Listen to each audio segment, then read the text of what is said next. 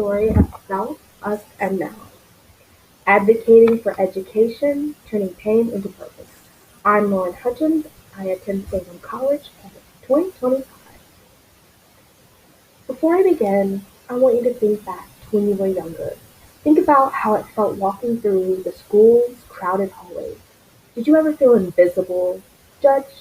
I did. I wasn't just bullied for little things, I felt like I didn't belong. But my story isn't only about me.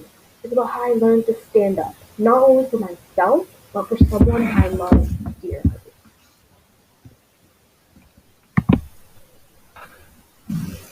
My story of self, the bullying again.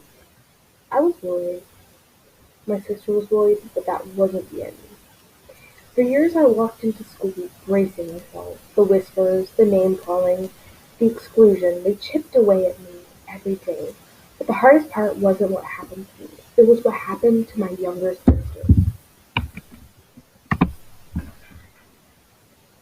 My sister, my inspiration. My sister is autistic, and she sees the world a little differently. And because of that, others treated her differently. One day she came to me in tears. She couldn't understand why some kids laughed at her, teased her because she struggled to read, because she acted differently. That broke me. And it also lit a fire inside of me. And watching her be bullied changed everything for me. I realized something. The problem wasn't just the bullies, it was the fact they didn't understand her. No one had ever taught them to. That's when I decided it's not enough to stop bullies one by one. We have to change the environment. We have to educate people before they bully.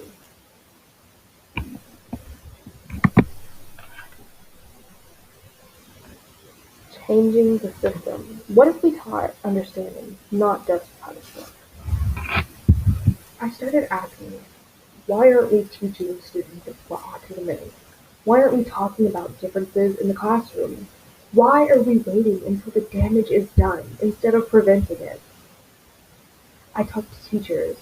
I tried to get involved. I asked them to include lessons about autism, mental health, and ability differences. I explained how little understanding could save someone else from feeling broken.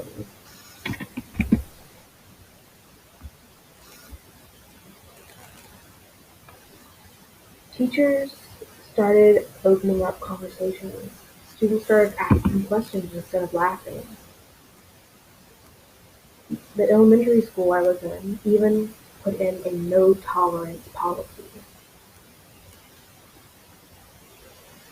People were learning that autism is a spectrum. They learned that differences aren't weaknesses. They're just differences. It wasn't perfect, but it was a start.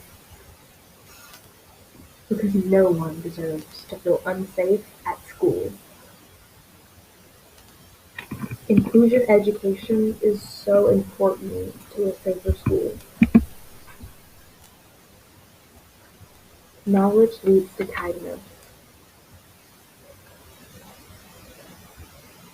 And it's hard to educate kindness when people are not taught that at home and they're not taught that in school. But here's what I learned. Policies are a foundation. The hearts and minds are changed through education. Imagine if every school taught empathy as much as math. Imagine if every student understood mental health, ability, and differences before bullying even starts. That's why I'm standing here today. My call to action. I want to ask you, what can you do? These are some of the things I also did. You can advocate for lessons on diversity and inclusion. Start conversations about mental health, autism, and differences. And there are support programs that help build empathy, like peer support, buddy systems, and awareness weeks. And most importantly, speak up. If I didn't speak up, I don't know how I would have been where I am today. When you see bullying, don't stay silent. Knowledge leads to kindness, and kindness leads to change. So be an advocate. Speak up for not only education, but speak up for empathy.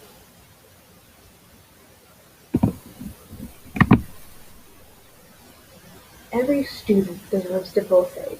Every student also deserves to feel understood.